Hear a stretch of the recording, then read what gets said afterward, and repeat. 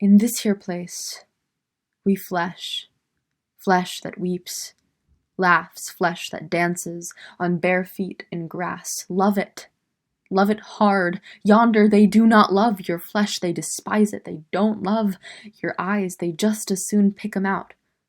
No more do they love the skin on your back, yonder they flay it.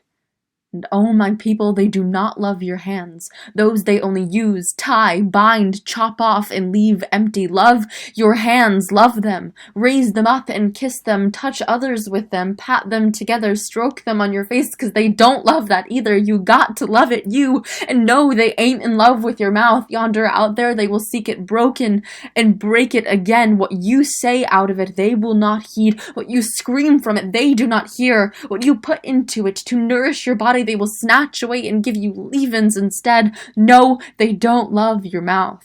You got to love it. This is flesh I'm talking about here. Flesh that needs to be loved. Feet that need to rest and to dance. Backs that need support. Shoulders that need arms. Strong arms, I'm telling you. And oh, my people, out yonder, hear me, they do not love your neck unnoosed and straight, so love your neck. Put a hand on it, grace it, stroke it, and hold it up. And all your inside parts that they just as soon slop for hogs, you got to love them. The dark liver, love it. Love it, and the beat and beating heart, love that too, more than eyes or feet, more than lungs that have yet to draw free air, more than your life-holding womb and your life-giving private parts. Hear me now, love your heart, for this is the prize. Beloved is a 1987 novel by Nobel and Pulitzer Prize winner Toni Morrison. The New York Times has referred to her as the nearest thing America has to a national author, which is especially exceptional because she is a consciously, unabashedly Black woman delving through her work into the most uncomfortable, unimaginable, gruesome cracks and crevices of America's insidious inception in what the slave experience, particularly the female slave experience, was and to some degree still is. Chimamanda Ngozi Adichie, the author of the acclaimed Americana, said of Morrison, "She was Black and she didn't apologize for her Blackness and she didn't pander and she didn't temper the painful reality of Black American history in a country that often seemed keen to minimize it. She stared pain in the face, unblinking." Morrison was the granddaughter of a slave from Alabama. She was a professor of literature at Princeton and she worked as an editor at the New York Publishing House for many years, but the book isn't about her or her experiences per se. It's not even nonfiction, it's about all the anguish that was for, in her own words, the 60 million. Beloved opens in 1873 in Cincinnati, Ohio, where Setha, a former slave, now lives with her daughter Denver. Setha's mother-in-law, Baby Suggs, has just passed away, and Setha's two sons, Howard and Bugler, have fled because of a malevolent ghost that haunts their home on 124 Bluestone Road. A ghost that has terrorized them all for as long as they can remember. Denver, though, enjoys the respite from loneliness and the company of the ghost, who she believes is the spirit of her dead sister. The day the novel begins, Paul D., whom Setha has not seen since her days about 2 decades ago at Sweet Home, a plantation in Kentucky, stumbles across Setha's haunted house. His mere presence revivifies all of Setha's agonizing memories from those 2 long decades ago. From this point on, the narrative unfolds on 2 chronological planes. The present in the haunted house is one, and a series of very unfortunate and very traumatic events is the other. The latter is accessed through fragmented flashbacks from different characters' perspectives, and from these recollections of the past, we learn that Setha was born in the South to an African mother, a mother who never gets the chance to raise her, and thus Setha comes of age motherless. When she's 13, she's sold to the Garners, the owners of Sweet Home, and they practice a sweet sort of slavery, so there are only 2 whippings a day as opposed to 4, so kind. All the other slaves at the plantation, all men, including Paul D., lust after Setha, but never touch her and instead release their raging male desires on the poor farm calves. Eventually, Setha chooses to marry one of them, Hallie, since he seems generous and personable, and the 2 lovebirds have 2 sons, Howard and Bugler, as well as a baby girl whose name we never learn. Fast forward a bit, and Setha is now pregnant with a 4th child. But after Mr. Garner dies, and Mrs. Garner invites her racist, sadist of a brother to run the farm with her, life on the plantation becomes so excruciatingly unbearable that the slaves decide to make a run for it.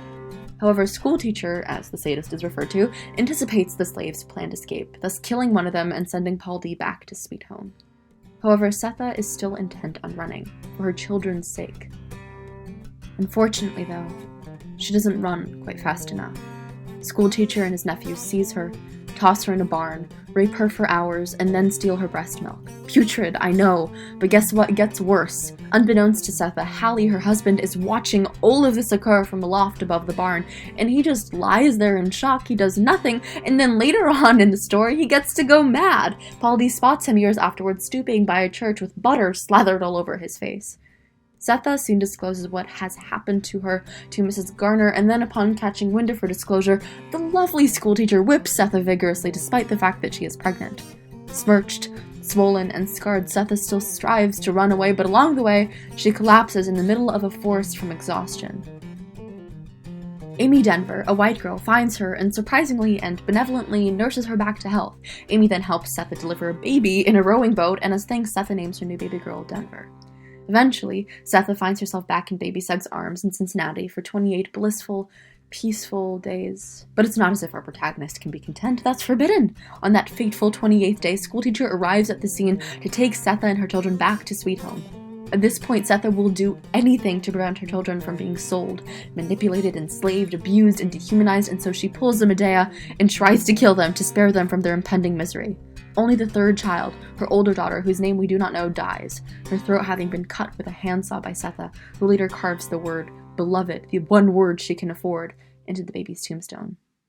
Soon after a quick trip to and bail out of jail, Setha and Denver return to 124, living in isolation and being shunned by the community. Then, upon escaping from a chain gang in Georgia, Paul D reunites with Setha at 124 and chases the house's ghost off.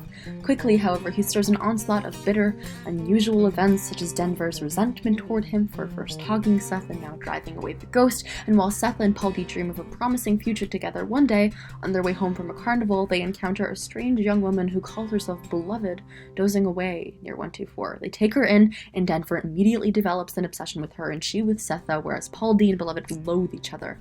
It soon becomes evident Beloved is the embodiment of the unnamed daughter Setha killed. Not necessarily her reincarnation, but the baby's spirit if she had ever been granted the chance to live, to breathe, to speak. That's part of the reason why, according to Morrison, Beloved acts so erratically. She's a child. When Paul D learns of Setha's infanticide, he leaves, understandably, and in his absence, Setha and Beloved fall deeper and deeper down a rabbit hole of mutual addiction. Beloved exploits this noxious relationship of theirs and becomes almost parasitic, manipulating and tormenting Setha as a vengeance, and Setha, in turn, wants to satisfy every command of Beloved's and justify why she murdered her. Realizing she's at great risk, the community now finally tries to come to Setha's rescue, providing the broken family food and planning an exorcism of Beloved from 124. When they arrive at Setha's house, they see her on the porch and Beloved right beside her, smiling, naked, and pregnant. When one man approaches Setha, she mistakes him for Schoolteacher and runs at him with an ice pick. She's withheld, but in the chaos of the moment, Beloved vanishes, never to be seen again. The book concludes when Setha retreats to Baby Sug's bed to die, and when Paul D visits her for the last time, she laments, "She was my best thing." And Paul D replies, "You your best thing, Setha. You are."